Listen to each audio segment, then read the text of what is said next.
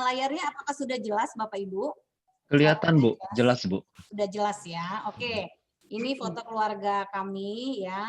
Pastor Doni suami saya Sandy, anak saya Fani sudah 20 tahun, Vanessa 14, Valerie sekarang sudah tinggi banget udah 12 ya. Semua anak 3 cewek lebih tinggi dari saya Bapak Ibu. Jadi saya mungil sendiri ya Bapak Ibu. Nah, puji Tuhan, berbicara peranan ya tentang wanita itu saya langsung kepada intinya. Ya, bahwa istri itu adalah mahkota suami ya. Nah, saya akan bawakan dulu bagaimana pada awalnya Tuhan itu punya rancangan kepada pria dan wanita. Ya, sudah jelas tertulis di dalam Kejadian 1 ayat 28. Walaupun dalam kondisi di mute, Bapak Ibu bisa ikut baca bersama-sama. Ya.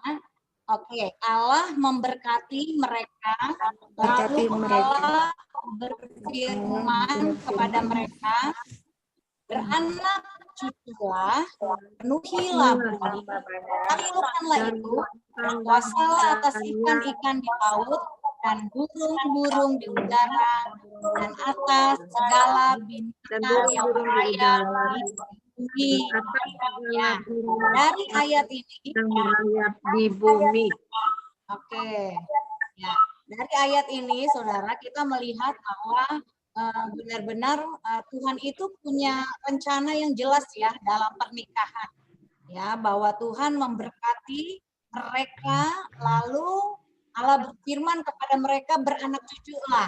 Jadi seks itu ada setelah pemberkatan, ya setelah diberkati beranak cuculah artinya apa? Berhubungan seks lah, ya. Jadi kalau kita nggak ikutin urutan Tuhan, berhubungan seks dulu baru diberkati, problem banyak Bapak Ibu dalam pernikahan. Ya, karena urutan pernikahan itu diberkati dulu baru berhubungan seks. Ya, beranak cucu itu artinya disuruh berhubungan seks. Ya, dan manusia itu diciptakan segambar dengan Allah, ya supaya ketika mereka diberkati dalam pemberkatan nikah yang kudus, mereka boleh melahirkan anak-anak ilahi dalam kehidupan mereka. Oke, suara saya apakah terdengar menggema Bapak Ibu? Karena kalau di saya balik ya. Tadi tidak, sekarang. Oke, sekarang enggak ya. Oke. Nah, intinya di sini. Pernikahan itu adalah pusat pemerintahan kerajaan Allah di bumi. Ya, jadi Tuhan itu punya rancangan tentang sebuah yang namanya pernikahan. Pernikahan itu idenya Tuhan, bukan idenya Adam dan Hawa. Adam dan Hawa tidak pernah mempunyai ide tentang pernikahan. Jadi yang namanya lembaga pernikahan itu adalah langsung idenya Tuhan, blueprintnya Allah. Supaya apa? Lewat pernikahan, ya pernikahan dapat menaklukkan dan menguasai bumi, menjadi pusat pemerintahan kerajaan sorga di bumi ini. Kita lihat selanjutnya. Tuhan memberikan kuasa menaklukkan dan menguasai bumi kepada manusia di dalam pernikahan. Ya, kita lihat pada waktu ketika Adam seorang diri, Adam hanya diberikan mandat tugas untuk mengusahakan dan memelihara taman. Ya, istilahnya tukang kebun lah ya. Kejadian 2 ayat 15, Tuhan Allah mengambil manusia itu dan menempatkannya dalam Taman Eden untuk mengusahakan dan memelihara taman itu. Jadi dulu waktu Adam sendiri, Adam belum diberi mandat untuk menguasai bumi. Adam itu hanya diberikan tugas mandat hanya untuk mengusahakan dan memelihara taman. Ya, hanya di situ saja tugasnya. Tapi pada waktu Tuhan memberkati Adam dan Hawa, ya, Tuhan memberikan tugas lagi kepada Adam. Ya, jadi Tuhan Allah mengambil manusia itu dan menempatkannya dalam Taman Eden untuk mengusahakan dan memelihara taman itu. Ini tugas Adam sebelum ada Hawa. Nah, lalu Tuhan melihat di Kejadian 2 ayat 18, tidak baik kalau Adam itu seorang diri saja. Aku akan menjadikan penolong baginya yang sepadan dengan dia. Ya. Nah, disinilah baru titik awal Tuhan melihat Adam ini nggak bagus loh sendiri loh. Ya, dia butuh penolong. Disinilah ada peranan wanita. Apa peranan wanita yang pertama Tuhan kasih? Yaitu menjadikan dirinya penolong baginya yang sepadan. Artinya kalau penolong di sini bukan berarti pria di atas, wanita di bawah, tetapi sepadan. Ya, bisa sama-sama bernetworking, berjejaring, berpartner. Tidak ada posisi atas bawah, tapi bersama-sama, sama berharganya, sama mulianya di mata Tuhan. Ya, ini pertama muncul yang namanya peranan wanita di Kejadian 2 ayat 18. Ya. Lalu Tuhan memberikan kuasa menaklukkan dan menguasai bumi kepada manusia di dalam namanya pernikahan. Jadi pernikahan sekali lagi itu idenya Allah. Nah, karena iblis tahu ya pernikahan itu adalah idenya Allah, makanya hal yang paling iblis ingin rusak dan hancurkan adalah pernikahan. Ya, pernikahan itu pengen iblis hancurkan dengan berbagai cara. Ya, dengan apa contohnya? Dengan pornografi, seks bebas, perselingkuhan, ya pelacuran, bahkan sekarang ya semarak dengan LGBT, saudara ya. Nah, ini hal-hal yang menghancurkan dan merusak pernikahan. Bahkan iblis ingin merusak pernikahan sejak seorang anak ada di dalam kandungan. Ya, dengan dilihatkan pornografi, seks bebas, akhirnya terjadilah aborsi. Ya, iblis memang tidak mau kalau keluarga suami dan istri itu membangun hubungan di atas dasar fondasi iman, ya, di atas dasar firman. Dengan berbagai cara disinilah masuk tipu daya iblis. Ya, oleh sebab itu kita hari ini mau kembali kepada konteks kita ya, di mana kita mau belajar tentang istri itu sebagai penolong. Dia sebagai apa sih istri itu dikatakan mahkota. Amsal 12 ayat 4, istri yang cakap adalah mahkota suaminya. Tetapi yang membuat malu adalah seperti penyakit yang menusukkan tulang suaminya. Artinya apa dari ayat ini? Ya, tanpa mahkota, seorang suami tidak dapat memerintah sebagai raja. Dan tanpa seorang raja, sebuah mahkota hanyalah perhiasan. Ya, jadi tanpa mahkota, seorang suami tidak dapat memerintah sebagai raja. Jadi betapa pentingnya peranan istri. Ya, dia sebagai mahkota, dia bisa menentukan bagaimana nanti peranan suaminya pada saat suaminya memimpin. Menjadi imam, fungsi suami ada 3, yaitu menjadi imam, menjadi nabi, menjadi raja. Nah, bagaimana seorang suami bisa berfungsi menjadi imam, menjadi nabi, menjadi raja, ya, ketika dia memerankan perannya sebagai pemimpin di dalam keluarga, itu ada peranan istri yang menjadi sebuah mahkota. Kalau istri tidak berfungsi, ya tidak berperan di dalam rumah tangga, akhirnya mahkotanya hanyalah sekedar perhiasan. Ya, hanya terlihat ya banyak rumah tangga begitu ya Bapak Ibu ya, dari luar terlihat indah, harmonis, romantis, mesra, tapi cuma di sosmed. Ya, tapi aslinya nggak begitu Bapak Ibu ya. Saya pernah ketemu seorang ibu yang saya kenal, anak binaan saya, saudara. Saya ketemu di sebuah mall, dia sedang bergandengan tangan dengan seorang pria. Tapi yang buat saya kaget, yang dia gandeng itu bukan suaminya. Saya kaget banget. Waduh, kenapa nih dia jalan sama siapa? Karena saya tidak menyangka, saudara. Kalau kita lihat dan kalau saya lihat dan perhatikan sosmed dia, Instagram, Facebooknya, itu dia dengan suaminya sangat mesra sekali. Ya, harmonis sekali karena suaminya punya jabatan yang baik di perusahaannya sehingga jam mereka weekend itu selalu dapat fasilitas hotel ya yang bagus-bagus bintang 5 punya saudara. Jadi kalau lihat Instagramnya saya tidak percaya kalau dia pernikahannya bermasalah. Ya, tapi pada waktu saya ketemu di mall dan melihat secara langsung dia berjalan dengan seorang pria dan bergandengan berpelukan dengan yang bukan suaminya, akhirnya saya kagetin dia. Hai, waduh dia kaget saudara ya. Dia bilang, aduh mati gua. Waduh kok Bu Seni jalannya jojo banget. Ya saya bilang suka-suka saya mau jalan ke mall mana saya dan suami sedang ada urusan waktu itu ke Serpong. Ya kami waktu itu masih tinggal di Bekasi ya. Jadi menurut dia kok jauh gitu dari Bekasi ke Serpong. Bapak Ibu tahu ya kalau mergokin orang selingkuh, itu yang deg-degan, yang gemeteran bukan hanya yang selingkuh. Saya yang melihat juga gemeteran. Karena saya kenal suaminya, saya tahu anaknya, saudara ya. Lalu besoknya dia telepon saya, Ibu Sandy boleh nggak ketemuan? Akhirnya kita ketemu dan dia bilang sudah berjalan 4 tahun dia selingkuh. Dia mengaku kepada saya kalau dari Senin sampai Kamis dia fokus ya kepada selingkuhannya, tapi Jumat sampai Minggu dia fokus kepada suami dan kedua anaknya. Berarti yang saya lihat di sosmed itu semuanya tipuan. Ya, jadi jangan terpancing saudara melihat sosmed dan melihat itu semuanya asli, belum tentu Bapak Ibu. Dan saya berharap Bapak Ibu di dalam pernikahan Bapak Ibu, jangan cuma ingin kelihatan baik, kelihatan harmonis, kelihatan hangat, kelihatan romantis, tapi benar-benar hangat gitu loh Bapak Ibu ya. Capek hidup pakai topeng, ya. Aduh, mesti copot topengnya cepet-cepet minta Tuhan pulihkan supaya benar-benar kita mengalami sorga di bumi di dalam pernikahan kita. Amin ya. Nah, istri yang cakap itu berbicara apa? Ya, sebagai penolong itu yang paling penting untuk seorang istri apa? Dia mengerti pentingnya penundukan diri. Ya, karena perintah Tuhan kepada istri dalam Efesus 5 ayat 22 sampai 24, hai suami, hai istri, ya, tunduklah kepada suamimu seperti kepada Tuhan. Ya, karena suami adalah kepala istri, sama seperti Kristus adalah kepala jemaat. Dialah yang menyelamatkan tubuh, karena itu sebagaimana jemaat tunduk kepada Kristus, demikian jugalah istri kepada suami dalam segala sesuatu. Ya, kalau ayat firman Tuhan kepada suami, hai suami, kasihilah istri. Kalau ayat istri, hai istri, tunduklah kepada suami. Nah, kita sebagai istri, kita tidak akan bisa berperan sebagai penolong kalau kita punya sikap hati yang memberontak. Ya, ini yang saya alami dalam pernikahan kami, saudara ya. Saya menikah Februari kemarin 22 tahun, saudara, dua-dua, ya. Tetapi 10 tahunnya kami penuh dengan banyak konflik, saudara. Tahun kelima, bahkan saya ingin meninggalkan suami saya. Benar-benar niat banget, punya anak waktu itu masih satu. Padahal, saudara, kalau secara persiapan merit, aduh nggak kurang persiapan, saudara.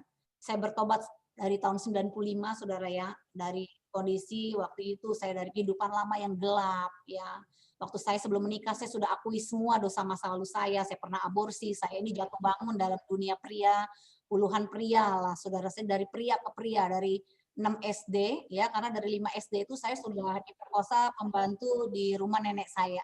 Jadi 5 SD itu saya sudah kehilangan keberhargaan secara virgin saya, ya, pada waktu itu saya belum haid, saudara. Tapi saya sudah mengalami pelecehan seksual itu waktu kelas 5 SD. Sehingga saya di situ sudah merasa jijik, benci dengan diri sendiri. Saya memandang diri itu kotor, ya, nggak layak, penuh dengan dosa, sudah hancur, menjadi sampah dan tidak punya masa depan. Ya, dan di mana pada waktu saat saya sedang usia waktu itu 5 tahun, papa saya sudah pergi memang meninggalkan saya. Papa saya banyak wanita, sampai punya anak juga dengan satu wanita, ya, saudara ya. Nah, akhirnya saya tuh tumbuh dengan satu kekosongan jiwa, hampa, tidak ada kasih sayang. Mama saya waktu itu dari Muslim, baru mengenal Tuhan, ya, imannya diuji langsung bagaimana, apakah ketika suaminya pergi meninggalkan dia tetap setia, ya, dan mama saya memutuskan untuk tetap setia, sekali ikut Yesus tetap ikut Yesus. Saya bersyukur, ya, punya seorang ibu yang takut akan Tuhan, dia tidak mundur dari imannya.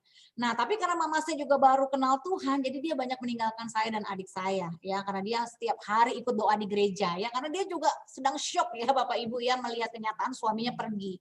Nah, ini yang membuat akhirnya saya pada waktu masuk pernikahan juga beresin semua masa lalu. Saya tidak ada lagi menyimpan rahasia dengan suami saya Doni. Saya ceritakan semua.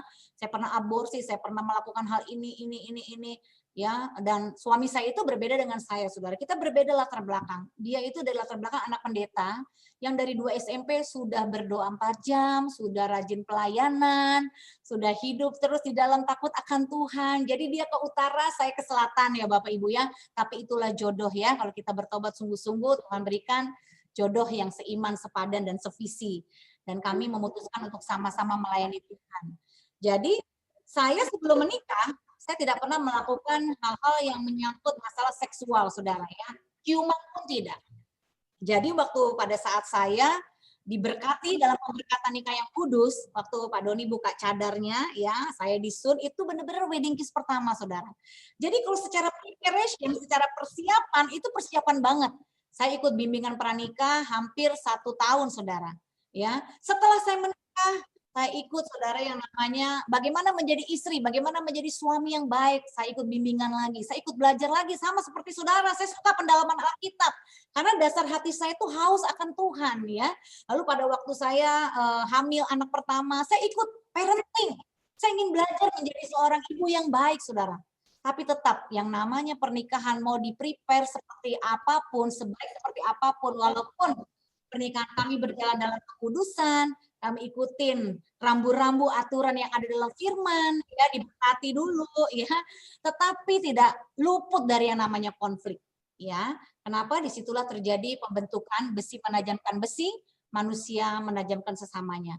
Problem saya di sini, Bapak Ibu. Saya kasih lihat sebuah gambar. Ini adalah sistem di dalam sebuah pernikahan, ya, Bapak Ibu lihat jelas, ya. Payung yang paling atas itu, yang paling tinggi adalah siapa? Kristus. Ya, ini sistem. Jadi kalau sistem ini dilanggar, rumah tangga pasti kacau. Udah, ini adalah sistem rumah tangga di dalam kerajaan sorga. Berbicara kerajaan sorga, sorga itu tempat. Ya, kerajaan itu adalah sebuah kerajaan di mana ada raja dan rakyatnya. Tuhan adalah raja di atas segala raja. Tuhan Yesus Kristus. Kita semua yang sudah di dalam Tuhan adalah warga kerajaan sorga.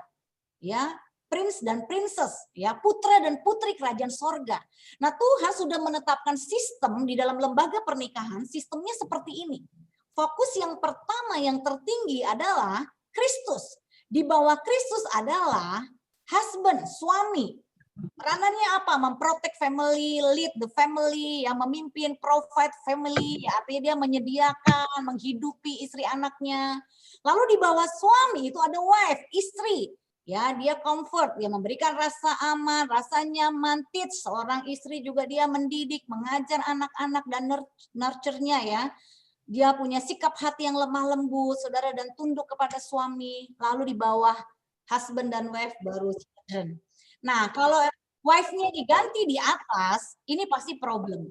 Ya, oleh sebab itu sistem ini jangan pernah dilanggar, saudara. Yang namanya sistem kalau dilanggar, ya nggak akan bisa berjalan. Ya, rumah tangga pastinya kacau. Ya, di sini saya kasih contoh, saudara. Selalu ada dua kemungkinan. Ya, kita sebagai istri, kalau tidak menghargai, pasti kita menghina. Kalau kita tidak memperhatikan, pasti kita mengabaikan. Kalau kita tidak memuja, pasti kita mengacuhkan. Ya, kalau kita tidak mengistimewakan, kita pasti menyepelekan. Kalau kita menyembuhkan, kita melukai. Kalau kita tidak menjunjung tinggi, pasti kita menertawakan. Ya, kalau kita tidak punya sikap yang tunduk, pasti kita merebut kekuasaan. Ya, dan kita kalau kita tidak memuji, pasti kita terus mengkritik, menuntut. Ya, dan kalau kita tidak mengasihi, pasti membenci. Kalau kita tidak mengagumi, pasti mengejek. Ya, semua yang di sebelah kiri ini adalah bagian dari peranan penolong. Sebagai seorang istri, Tuhan mau kita belajar untuk menghargai suami, memperhatikan suami, memuja bukan kayak dia kayak seperti kita puja-puja sebagai Tuhan ya. Artinya apa? Kita menundukkan sikap yang ya, lalu kita juga mengistimewakan, lalu kita juga menyembuhkan. Ya, menjunjung tinggi artinya menempatkan suami itu di posisi yang Tuhan tempatkan di atas kita. Ya, lalu kita punya sikap hati yang tunduk, memuji dia, mengasihi dia dan mengagumi dia. Nah, ini semua ada bagian di dalam sikap seorang penolong, saudara. Ya, kita lihat di sini bahwa istri yang cakap itu tidak mendominasi suami. Ya, makanya kalau wanita mendominasi, ya, ingin menjadi pemimpin, pasti ya suaminya itu potensinya lumpuh. Kenapa? Karena dia mengambil alih kepemimpinan keluarga. Lalu dia merusak proses pembapaan bagi anak-anak. Ya, saudara, saya ini latar belakangnya kenapa saya dulu tidak mudah untuk tunduk kepada suami. Ya, bahkan saya itu merasa lebih baik, lebih hebat, lebih berpengalaman, lebih berjasa. Dulu ya, di hati saya itu penuh dengan banyak mencemooh suami. Wah, gue tanpa lu gue lebih hebat. Saya banggain dulu latar belakang saya. Dulu saya juga masih single, saya bisa kerja di perusahaan minyak, oil company. Yo, saya bangga-bangga ya dalam batin, nggak ngomong ya saudara. Kalau di luar sih, ya sayang. Saya kan panggil suami saya sayang, cintaku, sayangku ya. Sampai saudara-saudara saya bilang, si Sandy lupa kali nama suaminya ya, makanya manggilnya sayang gitu ya. Tapi di keluarga kami memang begitu saudara ya, kami panggil sayang gitu ya. Nah, pada waktu saya belum pulih, saudara, saya mendominasi, saya ingin seperti apa ya, menundukkan suami. Saya bukan nunduk, bahkan nanduk ya, dan nyeruduk ya. Suami saya lumpuh dalam potensi, saudara. Seperti seolah-olah saya itu tidak menganggap dia. Saya membanding-bandingkan dia dengan suami teman saya. Kamu tuh sebagai suami harusnya begini dong. Kamu tuh mana? Suami saya itu tipenya pemikir. Ya, jadi kalau membuat keputusan itu mikir. Jadi bagi saya tuh lu lemot banget sih. Ya, kalau saya orangnya bertindak dulu baru mikir. Saya orangnya tuh gercep gitu loh, gerak cepat. Namanya juga saya anak tertua, adik saya itu 3 laki. Saya biasa ngatur adik saya kan, lu begini, lu begini, lu begini. Semua tunduk sama saya. Dulu waktu saya belum bertobat pun, saudara, saya kalau berantem sama adik saya nomor 2, saya lempar pisau, saya lempar garpu. Saya orangnya maco Bapak Ibu ya, Wonder Woman ya. Dulu itu kebanggaan saya. Jadi Saya kalau berantem sama adik saya, kalau saya belum tindih itu dadanya, ya saya belum menang, saudara ya. Sampai dia bener-bener akhirnya dia juga malu ya ngalahin kakaknya cewek. Ya udah dia ngalah dan saya tindih dadanya. Ya, saya baru merasa menang, saudara. Jadi saya juga dari latar belakang seorang wanita, ya memang macan, saudara, bener-bener macan, saudara ya. Ya mau makan orang terus, ya. Kalau saudara lihat saya sekarang kan macan ya, tapi macannya manis dan cantik ya. Kalau dulu macan beneran makan orang, saudara ya. Ngeri ya, karena saya hidup di dalam dendam, di dalam kepahitan. Jadi orangnya judes, ngomongnya tuh kasar, penuh dengan kebun binatang, kata-kata kotor. Aduh, kalau saudara lihat saya dulu nggak percaya. Saya mengerikan, saudara. Nah, jadi walaupun saya sudah bertobat, saya sudah ikut bimbingan pranikah, saya sudah masuk dalam pernikahan dan kami menjadi sama-sama melayani Tuhan, jadi pendeta, jadi hamba Tuhan, tapi itu tidak menjamin. Di alam bawah sadar saya itu tetap banyak tersimpan file-file, memori-memori di mana saya merasa seorang wanita itu ya harus bisa menunjukkan gitu ya siapa dirinya. Waduh, masih mencari penghargaan, saudara ya. Padahal udah berharga kan di mata Tuhan ya, tapi nggak percaya, masih mencari gitu ya. Jadi saya masih mencoba untuk mendominasi tanpa saya sadari. Dan ini akhirnya melumpuhkan, saudara. Saya penuh dengan banyak problem akhirnya. Pada waktu itu saya juga mengalami badai keuangan, saudara. Ternyata hidup sendiri, hidup single itu tidak begitu terasa. Tapi begitu masuk pernikahan, waduh mulai terasa, saudara. Saya akhirnya mulai mempengaruhi suami saya. Ayo kita nggak usah pelayanan aja, kita bangun bisnis yuk. Kita kan masih muda, ya waktu itu saya merasa pernikahan kami juga baru punya anak satu, ya beli susu aja masih suka susah kan, setelah ASI harus ganti susu ya. Saya kan pengennya kan susu yang berkualitas harga murah, mana ada, saudara ya. Jadi saya pernah di Hero Supermarket 1 jam milih susu aja, nggak beli-beli. Terus ketemu teman saya, dalam waktu 15 menit udah ada 2 keranjang ya, 2 stroller isinya susu, Pampers. Aduh gampang banget dia beli susu, beli Pampers langsung 2 troli suami istri. Wah, saya kecewa sama Tuhan, saya pelayanan kok begini Tuhan, nggak ada jaminan gitu ya. Dulu saya kerja ada jaminan. Jadi saya seperti merasa apa ya, walaupun saya masuk dunia pelayanan itu, saya bernasar sendiri, tidak dipaksa. Saya menyerahkan hidup saya sepenuh waktu buat Tuhan. Tetapi pada prakteknya, pada waktu kita berumah tangga tidak semudah itu. Saya mulai pengaruhi suami, ayo kita bisnis ya, kita berusaha. Saya dengan alasan yang klise ya saudara ya, kalau nanti punya uang kita kan nggak usah terima persembahan kasih, kita malah bisa memberi, kita nggak usah hidup dari persembahan jemaat, malah kita bisa menopang pekerjaan Tuhan. Wah pokoknya alasannya luar biasa saudara. Tapi saya sudah menyimpang dan suami saya terpengaruh akhirnya sama saya, dari nggak mau jadi mau ya, karena saya mendominasi. Ya, pokoknya ya kalau wanita masih terluka punya 3 ciri, perhatikan ibu-ibu. Dominasi, intimidasi, manipulasi. Ya, wanita yang terluka selalu memiliki 3 ciri. Dan ini tidak bisa dia berfungsi nantinya menjadi penolong. Ya, dominasi, intimidasi, manipulasi, itu 3. Ya, itu yang terjadi. Dan akhirnya saya pun juga terjebak kembali saudara dalam ego ya, di dalam kesombongan tanpa saya sadari. Nah, disitulah proses awal di mana akhirnya 2011 saudara kami mengalami badai hutang segunung saudara. Pada waktu tahun 2011 itu akhirnya puncaknya kami gagal, suami saya ikut bisnis option emas ya, waktu itu saham Amerika ya dalam bentuk option, dan dalam seketika uang bank itu hilang ya, dan akhirnya dalam waktu sekitar 5 tahunan kami harus bayar bunga. Itu 1 bulan itu dengan nyicil 5 tahun, sebulannya itu 15 juta sebulan Bapak Ibu. Ya, dan pada waktu itu gaji kami dari gereja 3 juta 2011. Utang kami segunung 15 juta. Bapak Ibu bisa pikir utang 3 juta, utang 15 juta, gaji 3 juta. Itu belum biaya hidup ya Bapak Ibu ya. Jadi dampak dari pemberontakan saya sebagai seorang istri yang tidak tunduk, itu harga yang harus dibayar mahal banget saudara. Ya, saya hidup kayak kereta api toh ya Bapak Ibu ya, susah, duit ya. Kalau udah ngomongin duit, berantem kayak ada setan saudara ya. Waduh, pokoknya pukul-pukulan meja, bisa nyambung. Padahal kita udah sama-sama pelayanan Bapak Ibu.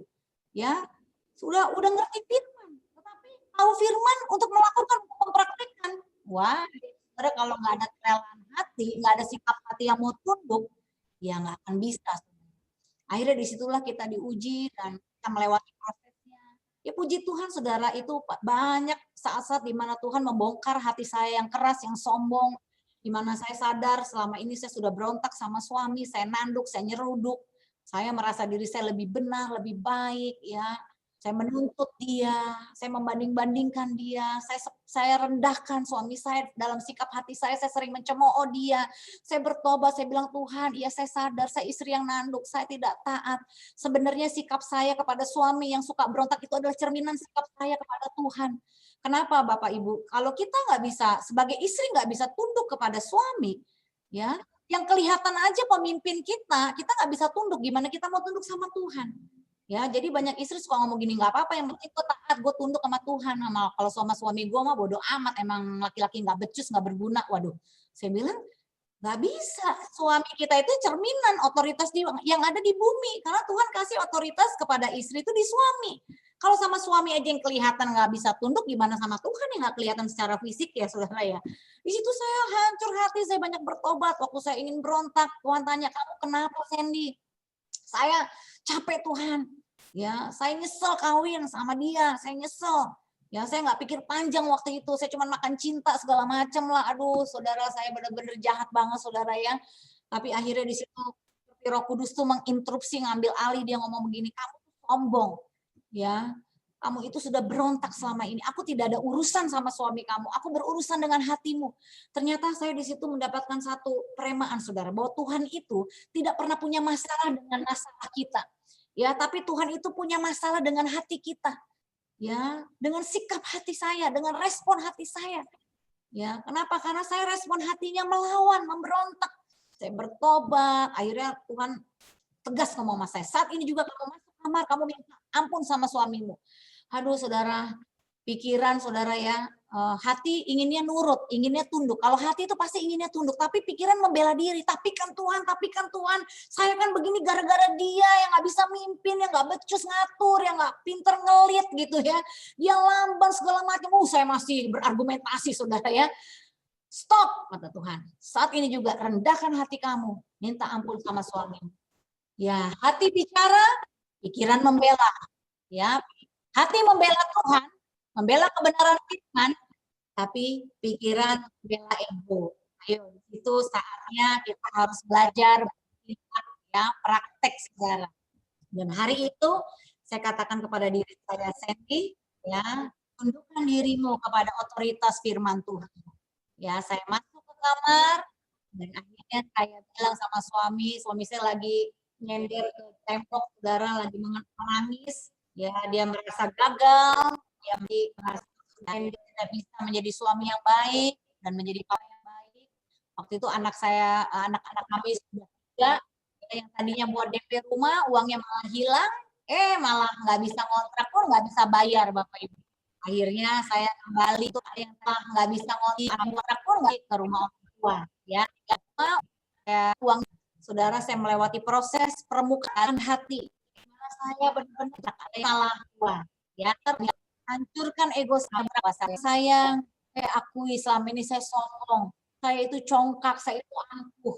Dari luar terlihat saya itu manis, tapi di hati saya itu busuk. Saya akui semua, saya itu berontak sama kamu, saya itu suka meremehkan kamu, suka mencemooh kamu, ya. Dan Tuhan menegur saya mau bertobat. Saya tarik tangan suami saya untuk tumpang tangan ya pada saya, saudara. Saya bilang, berkati saya ingin berubah. Ya, dan saat itu saudara terjadilah satu rekonsiliasi, ya, pemulihan hubungan. Dan mulai hari itu sampai hari ini terjadi banyak terobosan saudara dalam hubungan kami. Saudara mau merasakan sorga atau neraka, menikahlah. Karena dengan siapa saudara menikah dan bagaimana cara saudara membangun pernikahan saudara, saudara akan mengalami yang namanya sorga atau neraka di bumi. Ya, sekarang saya mengalami surga di bumi, saudara. Saya masih hidup di bumi, tapi atmosfernya dalam rumah tangga keluarga itu seperti surga, saudara. Ya, ada sukacita, ada kasih, ada penerimaan, ada pengampunan. Saya memberikan ruang kegagalan buat suami juga memberikan ruang kegagalan buat saya. Di mana ketika saya gagal, suami saya gagal, kami mengalirkan kasih Tuhan. Saya tidak lagi menuntut suami tidak lagi menuntut saya. Tapi kami menghidupi, saudara ya, bagaimana kami saling memberi, ya, berperan sesuai dengan fungsi kami. Saya nggak mau pusing menuntut dia mengasihi saya, melakukan A, B, C, D terhadap saya, tapi saya hanya fokus, saya melakukan perintah Tuhan, saya ini penolong, dan peranan penolong itu dilakukan ketika saya tunduk kepada suami. Dan saudara, sejak pemulihan itu, saudara, pada waktu itu puncaknya di 2011, Akhirnya dalam waktu 5 tahun kami selesaikan hutang-hutang kami dengan cara yang ajaib. Nanti di sesi selanjutnya ya. Dari minus ke nol itu prosesnya panjang, saudara. Apalagi dari nol menuju ke hari ini. Ya, kami tidak ambil jalan pintas, kami tidak lari dari masalah, kami hadapi bersama-sama masalah kami, saudara, dengan sama-sama memiliki sikap hati yang bertobat. Suami saya bertobat, dan mulai membuka lembaran baru, dan akhirnya potensi kami sama-sama boleh bertumbuh sampai hari ini, saudara. Ya, itu kemurahan Tuhan. Istri yang cakap tidak membuat malu suaminya, ya. Tadi saya sudah katakan tidak merendahkan, ya, tidak mencemooh, menggosipkan, meremehkan, membandingkan suami. Semua hal ini saya lakukan dulu, saudara. Tapi saya bertobat, saya bilang Tuhan, iya Tuhan. Tuhan menentang orang yang congkak, ya, tetapi mengasihani orang yang rendah hati. Saya mengakui akan semua pemberontakan saya. Ya, saya merendahkan hati untuk mau rela dibentuk dan diubahkan, saudara. Kapan istri menjadi mahkota bagi suaminya? Ketika dia menundukkan dirinya, mengerti otoritas, ya, tetap hormat dan hidup saleh, saudara. Ketika istri mengerti posisinya bahwa Tuhan sudah menempatkan suaminya itu sebagai pemimpin. Jangan kita menurunkan tempat yang sudah Tuhan tempatkan dan kita ngatur suami kita di tempat yang kita tentukan. Itu akan merusak sistem pernikahan, saudara. Ya, dan akhirnya itu efeknya, saudara, ke anak-anak, saudara. Saya hari ini bersama gereja yang Tuhan percayakan, Victory Church Indonesia, kami melayani yang namanya pelayanan misi kami itu namanya VMC, Victory Mentoring Community. Kami melayani saat ini dipercayakan 26 kota dan 3 negara sampai Afrika, saudara. Dan di situ ada 2 masalah kasus yang kami layani. Yang pertama kasus hutang, ya, yang seperti saya pernah alami, hutang segunung, ya saudara. Dan yang kedua kasus, ya, perselingkuhan, perceraian, kasus rumah tangga. Jadi ada mentoring khusus suami sendiri, istri sendiri, dan kalau keuangan suami istri bagi yang sudah menikah. Ya, kami memberi diri kami untuk melayani orang-orang bermasalah, tidak bayar, saudara, gratis, tanpa PK, tanpa persembahan kasih. Kami memberi diri bersama para leaders di gereja kami. Ini kami jadikan pelayanan misi, ya, untuk kita boleh menjadi berkat bagi kota-kota dan bangsa-bangsa. Dan luar biasa, saudara. Ya, ketika kita mulai berkomunitas, ya, kita diterapi, ya, kenapa, saudara? Kenapa? Kita harus ada dalam komunitas yang sehat. Dan saya bersyukur, Bapak Ibu semua ada dalam komunitas anak-anak Tuhan yang takut Tuhan, yang mau belajar akan kebenaran firman Tuhan. Kenapa? Karena yang namanya khotbah dan konseling itu tidak mengubah hidup kita, saudara. Ya, saya berubah bukan karena dengar khotbah, bukan karena saya dikonseling, ya, tapi saya berubah menjadi seperti hari ini. Kenapa? Karena saya ada dalam komunitas yang sehat. Jadi betapa pentingnya, saudara, saudara terus ya mempraktekkan firman, kasih, kebenaran itu di dalam komunitas yang sehat. Itu menolong sekali. Kalau ibu-ibu berkumpulnya dengan istri-istri yang takut akan Tuhan, pasti ibu-ibu juga dipulihkan. Ya, ini di dalam grup kami sekarang sudah ada angkatan keempat, ada sekitar 32 ibu yang sedang kami mentor. Semuanya juga begitu, rata-rata berontak kepada suami, ya, merendahkan suami, ya, suami selingkuh balas selingkuh, ya, ngelawan semua, ya. Waduh, ada yang tanpa sepengetahuan suami gadein sertifikat rumah, mobil hanya untuk komunitas sosialitanya, nyicil tas, saudara. Waduh, saudara, beli barang-barang branded, waduh, ngeri, saudara, ya. Wah, terjadilah banyak cekcok, ya. Waduh, dan istri yang temperamen, emosi, sampai suaminya juga akhirnya KDRT dia, babak belur, saudara.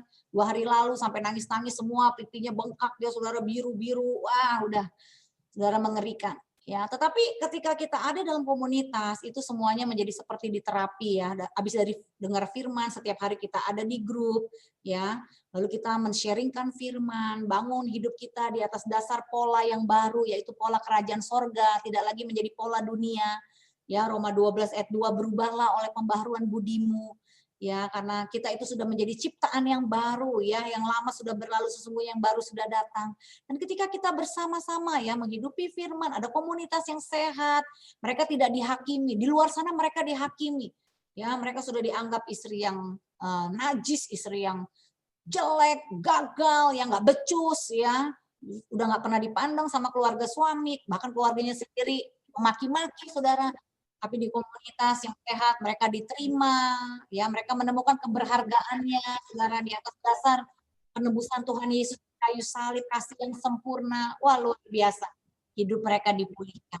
Dan hari ini, saudara, bagaimana ketika kita mau menjadi mahkota bagi suami kita, para istri, ya, bagaimana kita bisa berperan sebagai penolong, ya, kita harus belajar menundukkan diri kita, mengerti prinsip otoritas itu tidak bisa kita ganti-ganti. Suami itu otoritas, ya, artinya kita memberi diri, ya, untuk mau diatur, mau belajar, punya sikap hati yang tetap hormat, kita hidup saleh.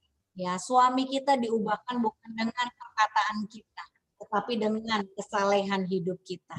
Ya, puji Tuhan. Bapak Ibu, sampai di sini dulu firman Tuhan. Ya, nanti saya izinkan Bapak Ibu langsung ke tanya jawab. Tuhan Yesus memberkati. Silakan Pak James. Aduh, puji Tuhan nih, sebagai suami dengar ini Ibu nih, saya jadi nggak bisa ngomong apa-apa lagi. Nggak bisa ngomong apa karena menikmati sekali. Jadi buat rekan-rekan kita masuk ke season untuk moderator, saya agak punya otoritas ya. Ini lady first dulu ini.